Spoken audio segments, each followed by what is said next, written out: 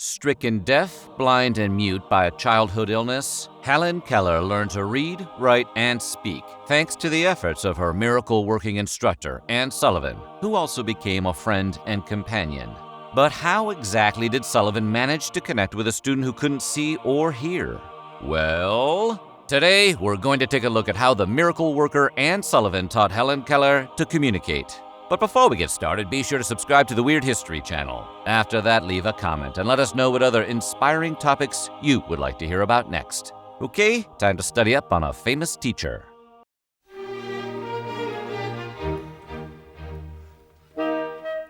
Anne Sullivan was born in 1866 to poor, illiterate Irish immigrants in Massachusetts. She was one of only 2 children out of 5 to make it to adulthood, and she lost her mother to tuberculosis when she was just 9. Her father was an alcoholic, and shortly after her mother's death, he took Anne to live in Tewksbury's almshouse, a nearby poorhouse. Meanwhile, due to a bacterial infection of the eyes called trachoma, Anne lost most of her sight at the age of 5, but had several eye surgeries to try and repair the damage. The point is, she knew a thing or two about being disabled and seemingly stuck in a hopeless situation.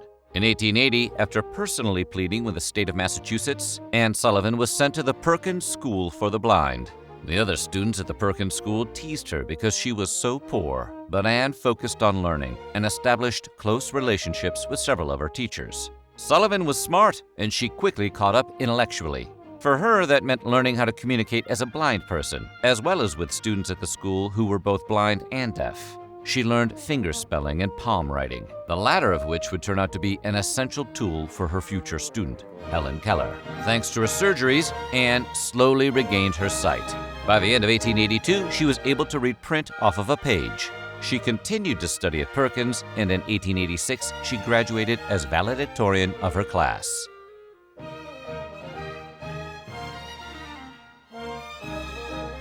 Before Helen Keller, there was Laura Bridgeman. Not that it was a competition. Bridgeman was the first blind and deaf English speaker to learn to communicate using finger spelling and writing. Due to a childhood case of scarlet fever, she lost not only her sight and hearing, but also her sense of smell and most of her sense of taste. Bridgeman had developed her own method of using movements to communicate with her family. In 1837, she went to the school that would later be the Perkins School for the Blind, where she was taught through a series of gestures, hand signals, and block writing exercises.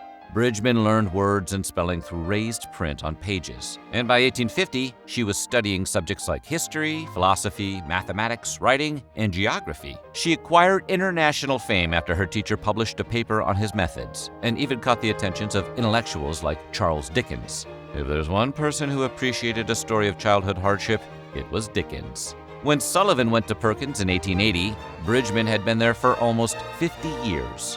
And Sullivan learned how to communicate with Bridgeman and read to her often.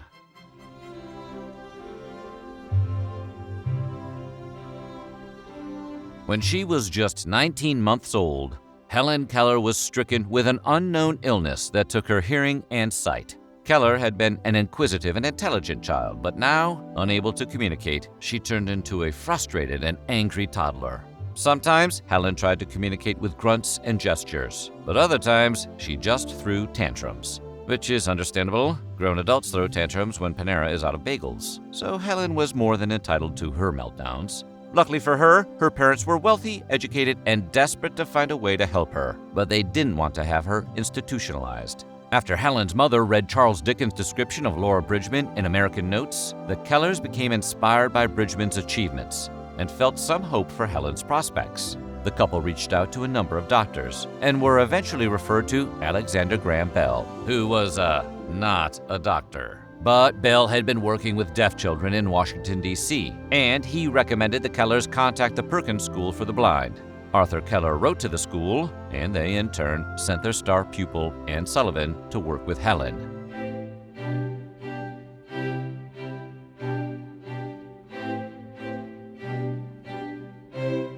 21-year-old Anne Sullivan arrived at the Keller home in Alabama on March 3, 1887. The Helen she met that day was a defiant, violent, and often abusive 7-year-old. Right off the bat, Sullivan began spelling words into Keller's hand to identify them and try to help her understand. The frustrated Keller, for her part, mostly just kicked, screamed, and threw things, like she was at Ozfest.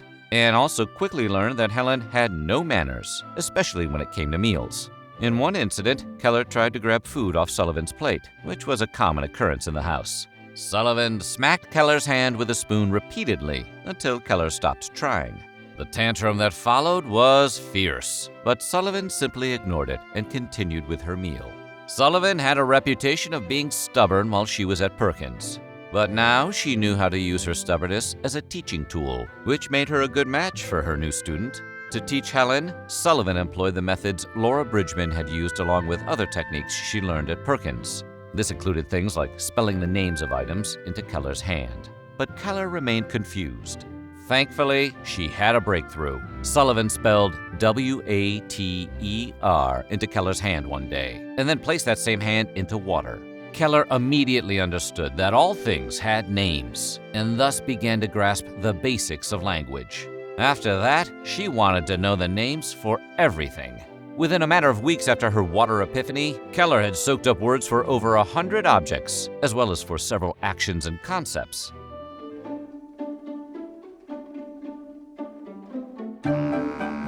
Keller's curiosity and pronounced desire to learn led Sullivan to abandon the traditional ideas of structured lessons.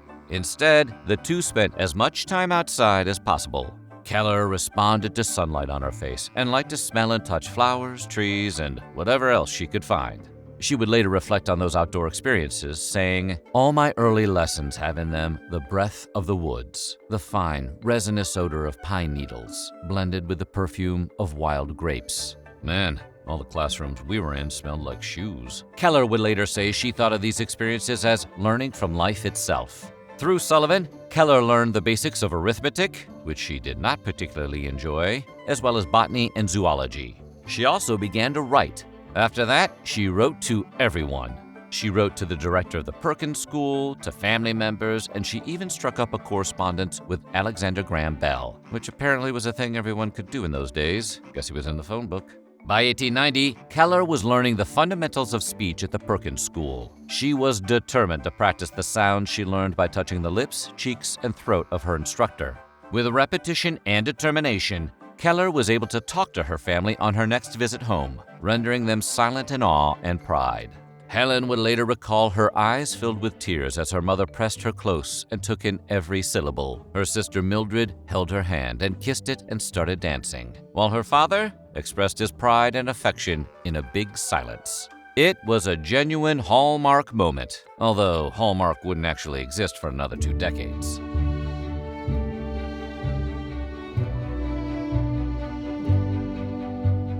With Keller, Sullivan had created a spelling monster. Helen wanted to spell words so often, Sullivan literally couldn't keep up with her. And when Keller couldn't find anyone to talk to, she just talked to herself. According to Sullivan, Keller began to spell the minute she woke up in the morning and continued all day long. If Sullivan refused to talk to her, Helen would spell into her own hand. Sullivan even observed that Keller would carry on lively conversations with herself, which might be one of the biggest indicators of Sullivan's success as a teacher. Keller had become so accustomed to language that she spoke to herself, which is a thing everyone does constantly, all day long. And while Sullivan was careful not to let Keller withdraw into herself, the practice became so ingrained that Keller grew to do it without even realizing it. Sullivan and Keller made their first trip to the Perkins School in Boston in 1888. The visit enabled Keller to interact with other blind and deaf children, and Keller began to spend her winters at the school, along with taking trips to see members of Keller's family. Sullivan felt the trips were necessary to help Keller experience the world. Both Sullivan and Keller left Perkins for good in 1892, when Keller's poem, The Frost King, came under scrutiny for plagiarism. Okay, to avoid having your school get a bad rap, you expelled Helen Keller and the Miracle Worker. Okay. At the time, Sullivan and Keller were becoming kind of famous, thanks to a newspaper article by Alexander Graham Bell. They were even invited to Washington, D.C. for the opening of his Volta Bureau for Deaf Research in 1887. They returned the following May, and Bell accompanied them as they met President Grover Cleveland. Keller soon began to receive the majority of the attention, but both she and Sullivan both got to meet the legendary Samuel Clemens, better known as Mark Twain. It was Clement who would later describe Sullivan as the miracle worker, which would eventually become the title of the famous play about Keller and Sullivan, written by William Gibson. Sullivan was a dedicated teacher. She worked with Keller for years, even accompanying her to Radcliffe College in 1900. Sullivan attended all of Keller's classes, spelling to her during lectures and translating textbooks that were not in Braille. It was difficult for both of them, and was especially exhausting for Sullivan, whose own vision began to suffer. But it paid off when Keller graduated with a bachelor's degree in 1904. After Keller's graduation, she and Sullivan moved to a farm in Wrentham, Massachusetts, where Sullivan met John Albert Macy. She and Macy were married in 1905, and she continued to work with Keller despite her failing health. In 1914, Polly Thompson was hired as Keller's secretary, and after Sullivan's death in 1936, Thompson became Helen's companion. Thanks to the education provided by Anne Sullivan, Helen Keller never stopped learning. Keller's incredible life story led to worldwide fame, as well as a career as an author, poet, and public speaker. She became an advocate for blind and deaf individuals and for humanitarianism as a whole. In her autobiography, Keller attributed her love of learning and life to Sullivan. In Keller's own words, "It was my teacher's genius which made the first years of my education so beautiful. How much of my delight in all beautiful things is innate and how much is due to her influence, I can never tell. All the best of me belongs to her." So what do you think? Are you impressed by Anne Sullivan's success with Helen Keller? Let us know in the comments below, and while you're at it, check out some of these other videos from our weird history.